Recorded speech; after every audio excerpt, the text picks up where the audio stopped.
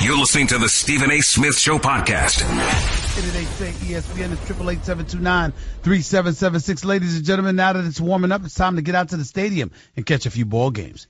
Well, take your lady to a show or her favorite concert. She'll love that, too. The official ticket partner of ESPN has you covered. Go to vividseats.com/ESPN for your exclusive discount offer. Plus, surprise a friend or a loved one today with a bouquet from 1-800-Flowers.com. When you order a dozen multicolored roses for only $29.99, you'll get another dozen absolutely free. So go to 1-800-Flowers.com/ESPN. Please, pretty please, with sugar on top.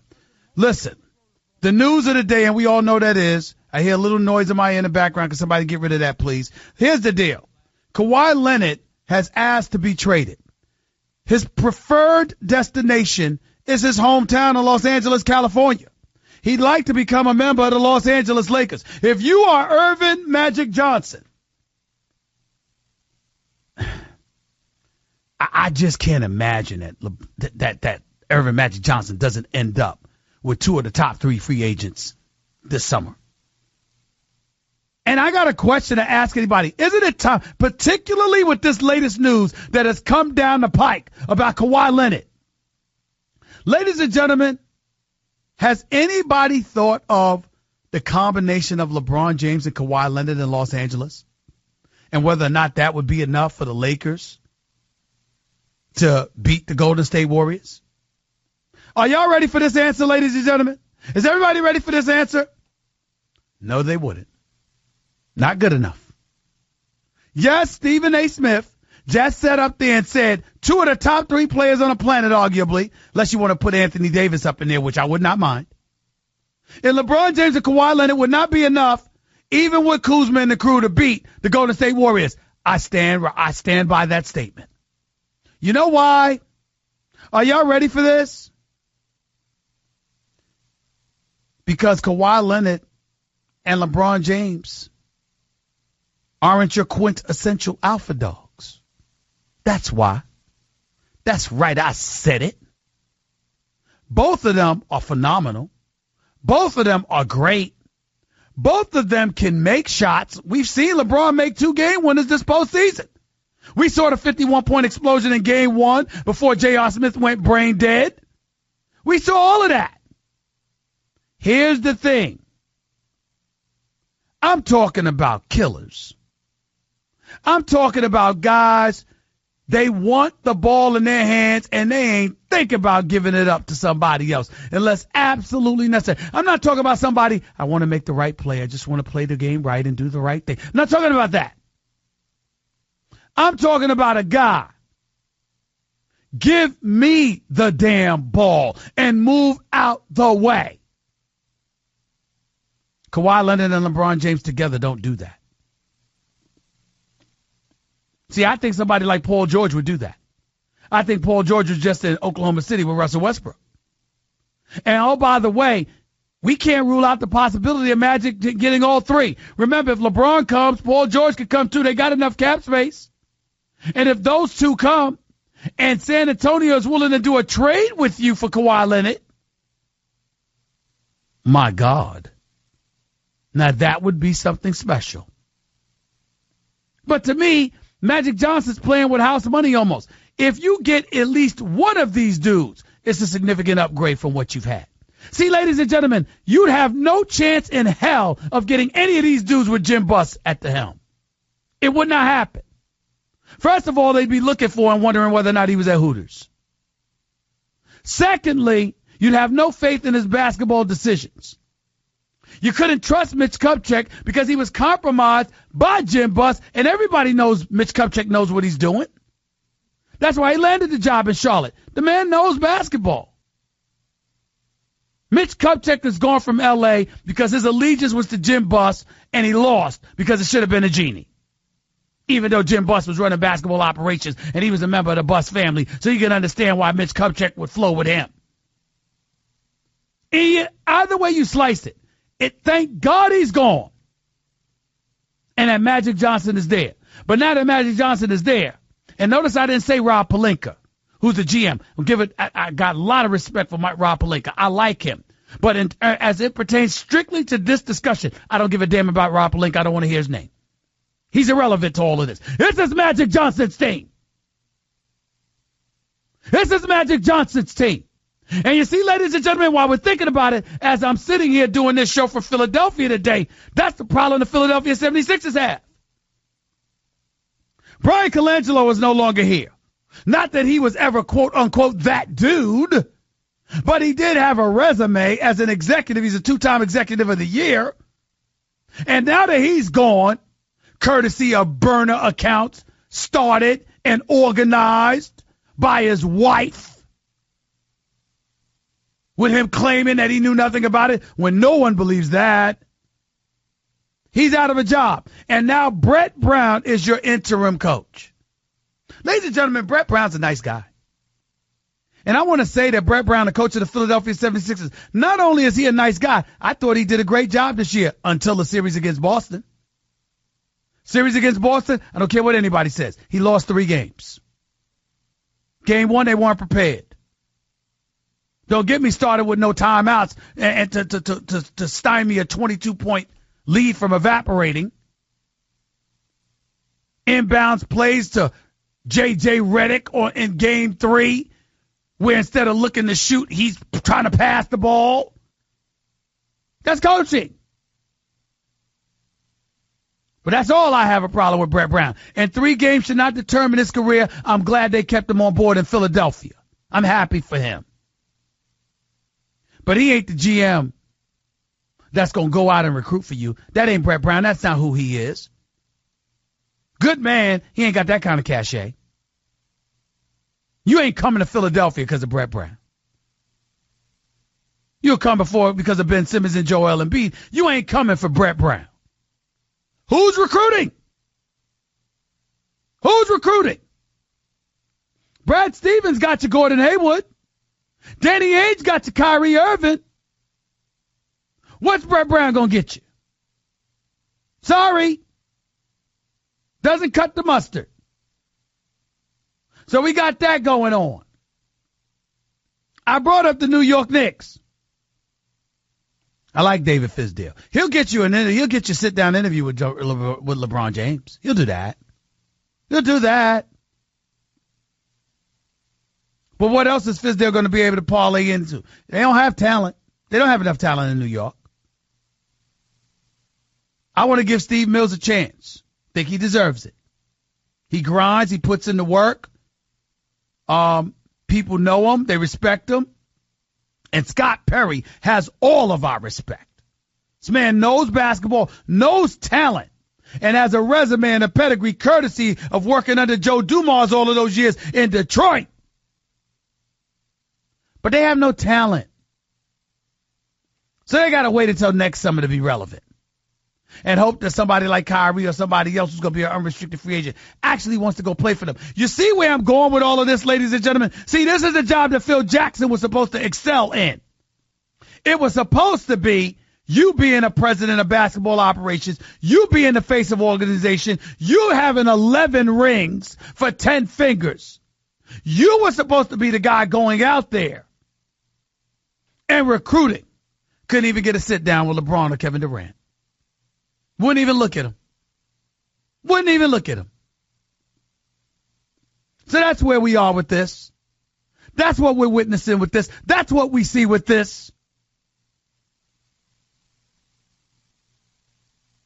Magic Johnson is in 2 seats.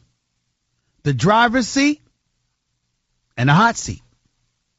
Not hot in terms of you getting rid of him, because they'd be a fool to get rid of him. You're lucky to have him. Magic Johnson didn't need this job. He did this job because he loved the Lakers. Magic Johnson didn't need the Lakers. The Lakers needed Magic Johnson. Magic Johnson was doing just fine. Got the house above Beverly Hills. Got Starbucks and everything else. Got his name attached to everything. Doing commercials. Various business ventures. Magic Johnson, it was good. Magic Johnson chilling. Won't worry about anything. He didn't need the Lakers. The Lakers needed him. And because he loves the purple and gold so much, because he cares so much about the purple and gold, he sat up there and shoved all of that aside and put it in somebody else's hands so he could take over the Lakers organization. For this moment, you got a chance to get LeBron James, Paul George, Kawhi Leonard. He could get 2 of the 3 and return the Lakers to relevance. God bless Magic Johnson, but he's got to pull it off. He's got to pull it off. How? I have no idea. 888-SAY-ESPN. It's 888-729-3776. One of the other things that I wanted to get to before I go to the calls. Did y'all see Tom Brady with Oprah? Did you see it? I just want to know. Did you see it?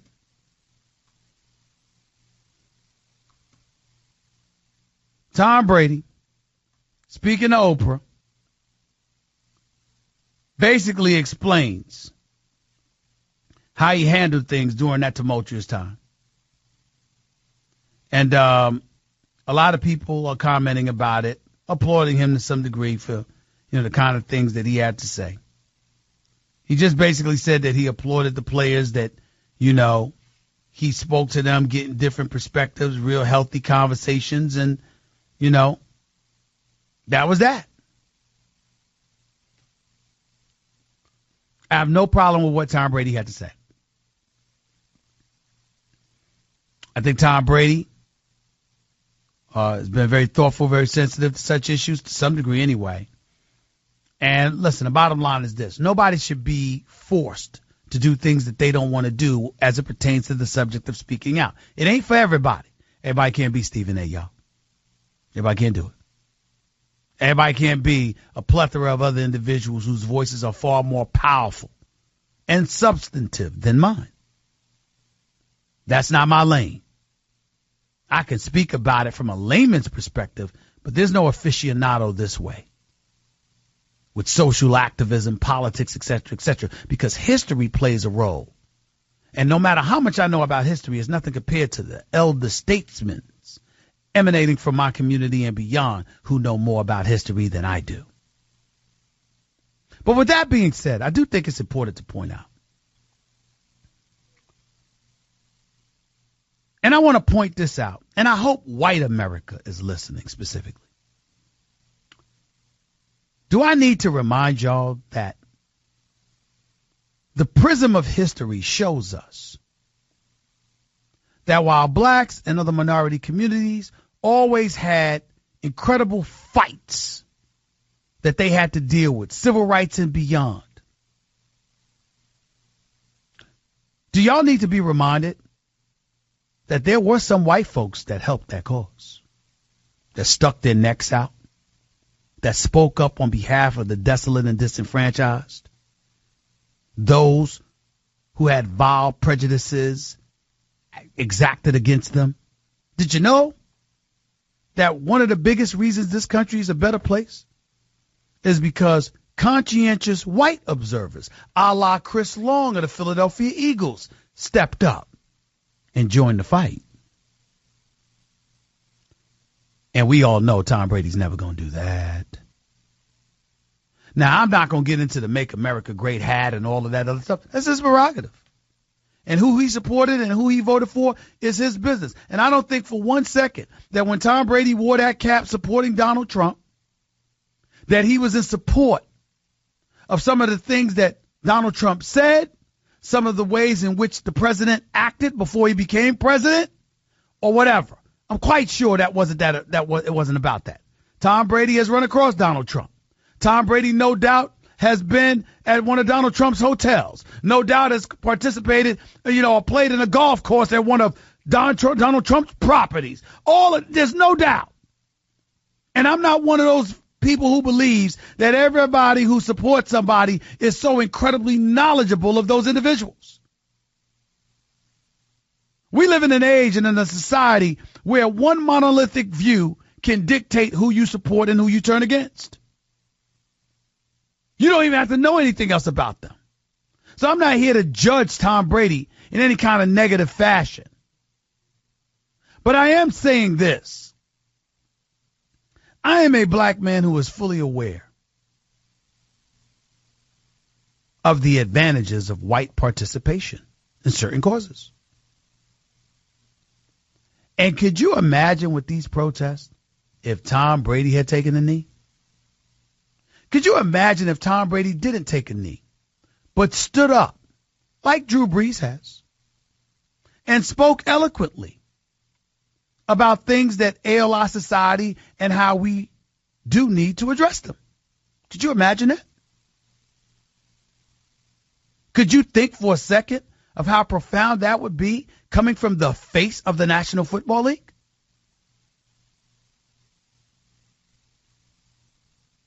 I'm not saying he should or shouldn't do anything. I'm saying, what if he was comfortable doing that? What if he was comfortable, instead of just getting into the trenches on a football field, he was comfortable getting into the trenches in regards to social activism as it pertains specifically to what some of these players protested for.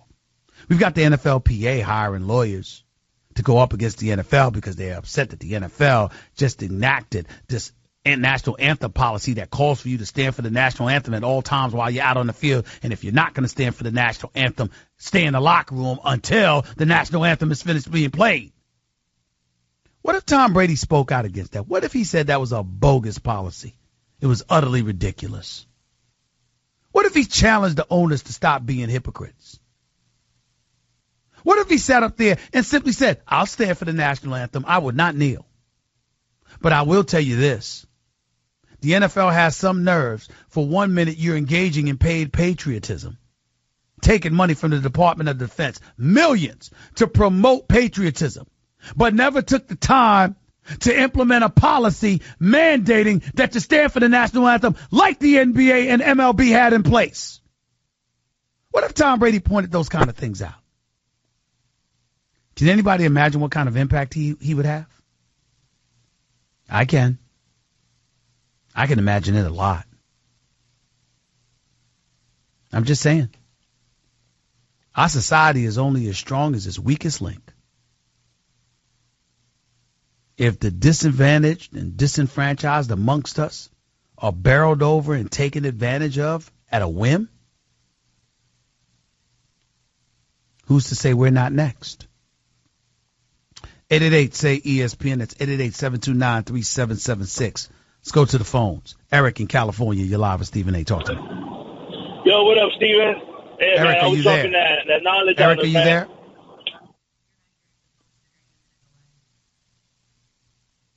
Eric, go ahead, buddy. Yeah, hey, man, real quick. Hey, Kawhi Leonard, he's making excuses to leave San Antonio. Hey, he's been training with Kobe. He wants to go back home. Paul George has been talking about going to L.A. Both of them, I could see them going to L.A. LeBron, I could see that happening, man, most definitely. Magic's going to make the magic happen and bring all three of those guys together, man. I see that really happening. Well, I think that two of them could do it. My problem with the third is that in order for Kawhi to end up here, it's got to be via a trade. That means San Antonio has to capitulate. And what incentive would San Antonio have to help the Los Angeles Lakers, who's in the same conference? Why would they do that? You can give up draft picks, Lonzo Ball, do something, man. Magic Johnson can make a deal. I mean, because those guys want to come. Those two guys come, man, LeBron's going to want to come more than ever. That's going to bring the Lakers back to relevance. Okay. I hear what you're saying. I appreciate the call. Thank you so much. Let's go to Jay in Long Island. You're live with Stephen A. What's up, Jay? Hey, Stephen A. Great show as always. Thank you, man. Man, you know I like your basketball acumen, but I can't. Me and you, this one, we got to disagree a little bit. Sure. A couple of things. I'm not with LeBron, Kawhi Leonard, and Paul George all in L.A. I'm not a fan of LeBron when it comes to playing with other superstars. He takes too much out of players where I don't see Kawhi Leonard being Kawhi Leonard or Paul George being Paul George playing alongside LeBron. Let me just make sure I understand you correctly, because I want to make sure I'm clear. Are you saying with a straight face that if LeBron James ended up wanting to come to L.A., you wouldn't want him? This is my thing. I'm looking at Boston. I'm looking at Philly. I look at Golden State built their teams. Boston Celtics took the Cavs 7 games with LeBron. and they got a young core. I'm looking at the Lakers' young core with Kuzma, Ball, Ingram. I'm looking at them saying, like, they need a veteran player that can play with them, that can take over things, and we need veteran players on our bench. If you're telling me right now that team, you added Kawhi Leonard, I'm cool with adding Kawhi Leonard, and if I can get next year Klay Thompson possibly in a thing, I'm cool with that. I think that team would be perfect for the future. But me, I don't need LeBron James on the team with these young guys. I'm not trading for Kawhi Leonard. Kawhi Leonard already made it known that he was to come to LA. Why would I trade my young pieces to get him when I know even no matter if we don't make a trade and they trade him somewhere, he's not going to sign an extension with any other team. Stop right there. So are you saying that you want the Lakers to get 2 or 1 player this summer? I don't mind if they take him 2. Listen. Don't talk. Listen.